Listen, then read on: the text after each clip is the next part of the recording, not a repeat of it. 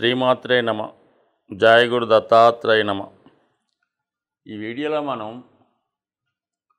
రాహు కేతు గ్రహాల ప్రభావం వివిధ రాశుల వారి మీద ఏ విధంగా ఉండబోతుంది, కాలసర్ప దోషం వల్ల లాభం కలుగుతుందా లేదా నష్టం కలుగుతుందా అన్న విషయాన్ని ఈ వీడియోలో పరిశీలించే ప్రయత్నం చేద్దాం. రాహువు ఒక విధంగా ఆశకి కారణమవుతుంటాడు. భూలోకం మీద ఉన్నటువంటి సర్వ సౌఖ్యాల మీద తనకి ఆధిపత్యం ఉంటుంది. ఉన్నటువంటి అన్ని సౌకర్యాలు తనకే కావాలని ఆశతో ఉండడం జరుగుతుంది. అంటే రాహుగ్రహ ప్రభావం ఎవరి మీద ఉంటుందో వాళ్ళకి విశేషమైనటువంటి ఆశ, అలాగే విపరీతమైనటువంటి గర్వం, కోపం, అంటే మామూలుగా 6 దుర్గణాలు అంటారు కదా, ఇవన్నీ కూడా అంతర్గతంగా రాహుగ్రహానికి అంతర్లక్షణాలు అన్నమాట. రాహు ఎప్పుడూ కూడా హీరో కావాలనుకుంటూ ఉంటాడు. అలాగే నాయకత్వ లక్షణాలు కలిగి ఉంటాడు. అన్యాయాన్ని ఎదిరించే ప్రయత్నం చేస్తుంటాడు. సో ఏది చేసినా కూడా ఇంటర్నల్గా తనకి స్వార్థం ఉంటుంది. ఈ విధంగా రాహు ఆశ, కోరికలు వీటి మధ్య ఎప్పుడు కూడా మానవుడు జీవిస్తూ ఉంటాడు. అంటే రాహుగ్రహ ప్రభావం ఉన్నవాడు. దానికి సంపూర్ణంగా వ్యతిరేక ఫలితాన్ని ఇచ్చేవాడు కేతువు. నిరాశ, నిస్పృహ, అలాగే 0 లక్షణాలు, ఎటువంటి కోరికలు ఉండవు. ఒక విధమైనటువంటి నిడారంబర యోగం, సన్యాస యోగం లాంటిది అన్నమాట. అంటే అన్నీ త్యజిస్తూ ఉంటాడు. తన దగ్గర ఉన్న ప్రతీది కూడా ఇవ్వడం జరుగుతూ ఉంటుంది. దానికి వ్యతిరేకంగా రాహు ప్రతీది కూడా తనకు కావాలనుకుంటాడు. అక్కర్లేకపోయినా కావాలనుకుంటూ ఉంటాడు. అది రాహు యొక్క లక్షణం. ఇది కేతువు యొక్క లక్షణం. ఒక రాహు విధానంగా దేనైనా ఎక్స్పెండ్ చేస్తుంటాడు. అది తను ఉన్న భావాన్ని కానీ, తను కలిసినటువంటి గ్రహాన్ని కానీ, ఆ భావ ఫలితాన్ని, ఆ గ్రహ ఫలితాన్ని పెంచుతూ ఉంటాడు, ఎక్స్పెండ్ చేస్తూ ఉంటాడు. అయితే తన యొక్క రాహు యొక్క పాయిజన్ని అందులో కలిపి దాన్ని పెంచడం జరుగుతూ ఉంటుంది. అంటే ఒక విధంగా ఇంటర్నల్ స్వార్థంగా పెరుగుతూ ఉంటుంది. అయితే గురువు అలా కాదు. గురువుకు కూడా ఎక్స్పెండ్ చేసే శక్తి ఉంటుంది. గురువు ఏ భావంలో ఉంటే, పంచమ భావంలో ఉంటే అధిక సంతానాన్ని ఇస్తాడు. ధనస్థానంలో ఉంటే అధిక ధనాన్ని ఇస్తూ ఉంటాడు. అయితే రాహు కూడా ధనస్థానంలో ఉన్నప్పుడు అధిక ధనాన్ని ఇస్తాడు. లాభస్థానంలో ఉన్నప్పుడు అధిక లాభాలు తెచ్చిపెడుతుంటాడు. ఇందులో రాహు ఇచ్చే దాంట్లో అక్రమార్జన ఉంటుంది. ఇతరులు నష్టపోవడం వల్ల, వాళ్ళు ఏడవడం వల్ల, బాధపడడం వల్ల వచ్చే లాభం రాహు వల్ల ఉంటుంది. గురువు వల్ల ఇతరులు సంతోషంతో ఇచ్చే లాభం కలుగుతూ ఉంటుంది. అయితే రెండు కూడా ఎక్స్పెండ్ చేస్తే చాలా తేడా ఉంటుంది. గురువుకి 5వ దృష్టి ఉంటుంది, 9వ దృష్టి ఉంటుంది. అలాగే రాహు కూడా 5, 9 దృష్టిలు ఉంటాయి. సాధారణంగా ఈ 5, 9 దృష్టిలు చాలా వరకు మంచి దృష్టిలు అంటూ ఉంటారు. అయితే గురువు తన దృష్టిలో ఆ భావాన్ని రక్షిస్తూ ఉంటాయి. రాహు ఆ భావాన్ని పాయిజన్తో నింపి ఇంకో విధంగా స్వార్థంతో నింపుతూ ఉంటాడు. అది రాహు యొక్క ప్రభావం. అయితే కేతువు ఆ భావాన్ని తగ్గిస్తూ ఉంటాడు. సప్తమ స్థానంలో కేతు ఉంటాడు. వివాహం జరుగుతూ ఉంటుంది. భార్య మీద ఇష్టం ఉండదు, ఏ వ్యామోహాల మీద ఇష్టం ఉండదు. ఈ విధంగా కేతు ఉంటాడు. రాహు ఆపోజిట్గా వాళ్ళ ప్రభావాన్ని చూపడం జరుగుతూ ఉంటుంది.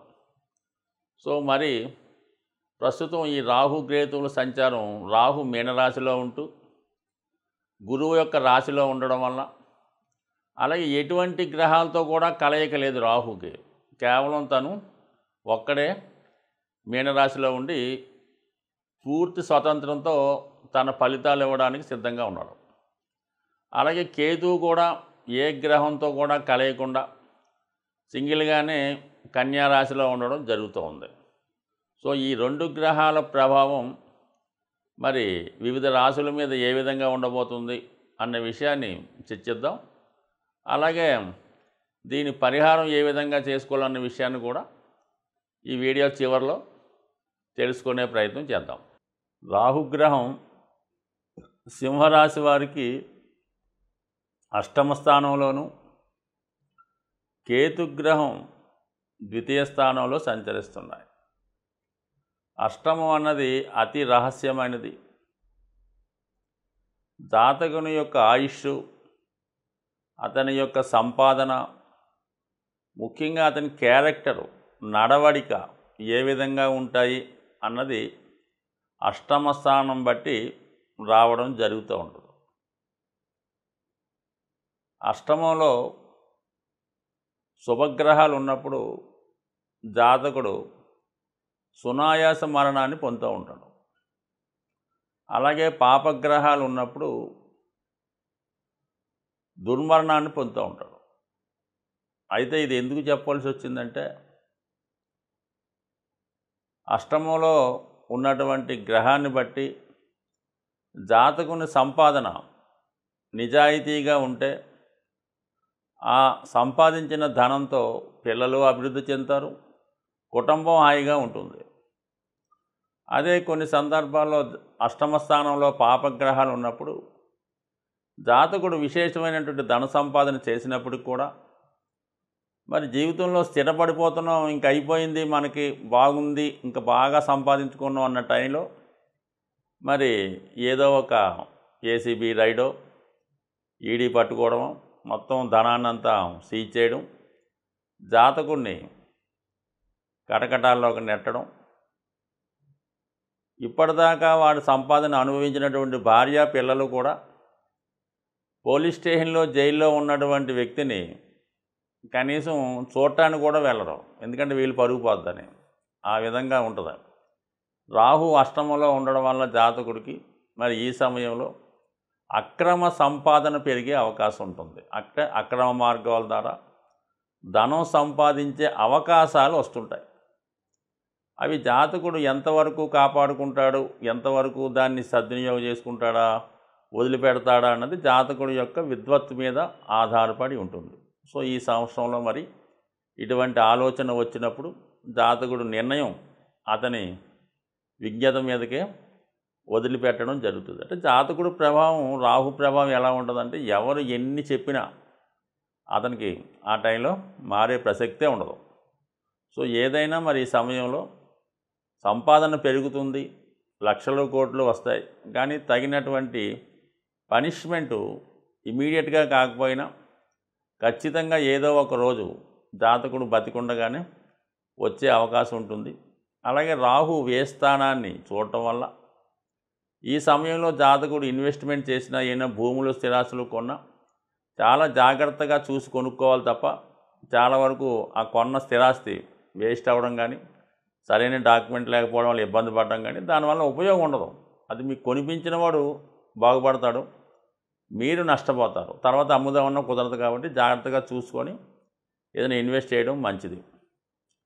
చతుర్థ భావాన్ని కూడా వీక్షిస్తుంటాడు కాబట్టి జాతకుడు మనసు పరిపరి విధాలుగా ఆలోచిస్తూ ఉంటుంది. ఏదైనా ఎంజాయ్మెంటు, ఎంటర్టైన్మెంటు, విందు వినోద కార్యక్రమాలు, జూత గృహాలు, ఇటువంటి వాటి చుట్టూ తిరుగుతూ ఉంటుంది. కొంతమంది గృహాన్నే ఈ విధంగా వాళ్ళకి ఆలోచనలకి అనుగుణంగా గృహాన్ని ఆ విధంగా మార్చుకునే అవకాశం కూడా ఉంటుంది. సో ఏదైనా రాహు అటువంటి ధైర్యాన్ని ఇస్తూ ఉంటాడు. రాహు ఇచ్చే ప్రభావం ఎలా ఉంటుందంటే ప్రపంచంలో చుట్టుపక్కల వాళ్ళందరికీ, చూసిన వాళ్ళందరికీ కూడా అది తప్పు అనిపిస్తుంటుంది. జాతకుడు ఒక్కడికి మాత్రం నేను ఒక్కడే కరెక్ట్ అనుకుంటూ ఉంటాడు అన్నమాట. ఆ విధంగా ఉంటుంది కాబట్టి. బట్ ఎనీహో కేతువు 2వ స్థానంలో ఉండడం వల్ల చాలా వరకు జాతకుడు ఇతరులకి మంచి మాటలు చెప్తూ ఉంటాడు, చాలా నిజాయితీగా ఉన్నట్టు మాట్లాడుతుంటాడు. కానీ అతను మాట్లాడే విధానంలో ఏదో ఒక మర్మది ఉంటుంది. చాలా సందర్భాల్లో జాతకుడిని కుటుంబ సభ్యులే వ్యతిరేకిస్తుంటారు. కుటుంబ సభ్యుల మీద ఆధిపత్యాన్ని కోల్పోతూ ఉంటాడు. మరి 2, 6, 10 స్థానాలు కేతు ఉండడం వల్ల వృత్తిలో కూడా కొంత ఇబ్బందులు, అనుకోని చికాకులు వస్తూ ఉంటాయి.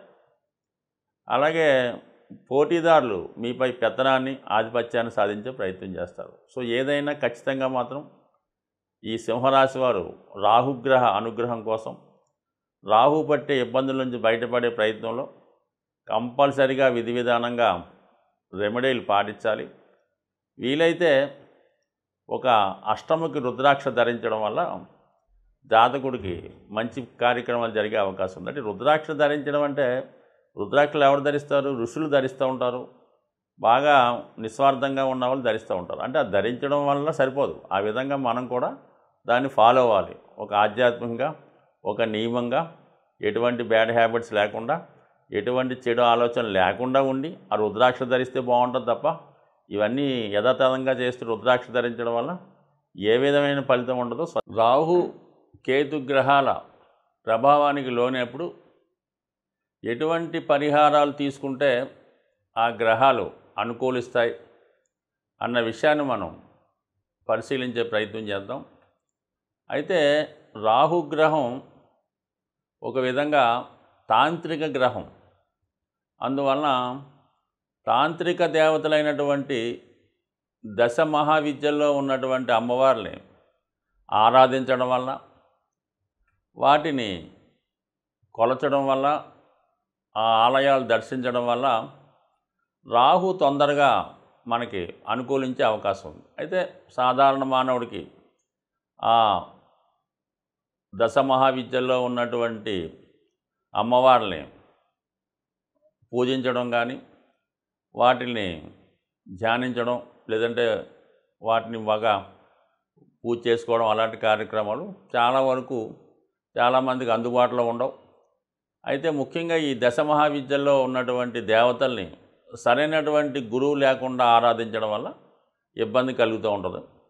అయితే ఏంటంటే అటువంటి దేవాలయాలు ఉన్నప్పుడు, దగ్గరలో ఉన్నప్పుడు, లేదనుకోండి దక్షిణ కాళి, మహాకాళి, కనకదుర్గ, ఇలాగా శక్తి స్వరూపాలతో ఉన్నటువంటి దేవతలు, ఇది సింహం మీద, అలాగే పులి మీద ఉన్నటువంటివి, శూలం ధరించి ఉన్నటువంటి దేవతలు, వీళ్ళని మీరు ఆరాధించడం వల్ల ఊరికే ఏమి ఎక్కువ చేయక్కర్లేదు. ప్రతి శుక్రవారం రోజు వీలైతే ఒక 8 శుక్రవారాలు అమ్మవారి ఆలయానికి దర్శించడం వల్ల ఖచ్చితంగా మీకు రాహు యొక్క అనుగ్రహం లభిస్తూ ఉంటుంది. అలాగే కేతు ఇంకా అందరికీ తెలిసిందే, ఎంతమందిని పూజించినా ఎటువంటి ఫలితం రాదు. కానీ కేవలం విఘ్నేశ్వరుణ్ణి ఆరాధించడం వల్ల కేతువు తొందరగా అనుగ్రహం రావడం జరుగుతూ ఉంటుంది. అంటే కేతు అంటూ అనుగ్రహించాడంటే మిగతా గ్రహాలు ఏది కూడా ఇవ్వలేనటువంటి ఫలితాన్ని, లాభాన్ని కేతు గ్రహం ఇవ్వగలడం. కావాలని విఘ్నేశ్వరుణ్ణి, ముఖ్యంగా సంకటహర చతుర్థి, అలాగే వినాయకుడిని గరికతో అర్చించడం, లేదంటే గణపతి హోమం, లేదంటే వినాయకుడి టెంపుల్లో ఉండ్రాళ్ళు ప్రసాదంగా పెట్టి పంచిపెట్టడం, ఎప్పుడూ కూడా ఇలాంటి సింపుల్ రెమెడీస్తో మరి రాహు కేతువుల యొక్క అనుగ్రహానికి పాత్రలవడం మంచిది. ఒక విధంగా రాహు అనుగ్రహిస్తే ఎవ్వరూ ఇవ్వలేనటువంటి అఖండ ఐశ్వర్యాన్ని రాహుగ్రహం ఇవ్వడం జరుగుతుంది. అలాగే కేతువు ఆధ్యాత్మిక రంగంలో అత్యున్నతమైన వ్యక్తులుగా తీర్చిదిద్దే ప్రయత్నం కేతు గ్రహం వల్ల రావడం జరుగుతూ ఉంటుంది. ఒక ఆధ్యాత్మిక రంగంలో అభివృద్ధి చెందాలన్నా, శాశ్వత కీర్తి పొందాలన్నా కేతుగ్రహాన్ని ఫాలో అవ్వాలి. అలాగే మెటీరియలిస్టిక్ వరల్డ్లో అపర కుబేర్లుగా మారాలంటే రాహుగ్రహాన్ని ఫాలో అవ్వాలి. సో ఏదైనా నిజాయితీగా, న్యాయంగా వెళ్ళినప్పుడు ఖచ్చితంగా ఏ గ్రహం అయినా అనుగ్రహించే అవకాశం ఉంటుంది. స్వస్తి.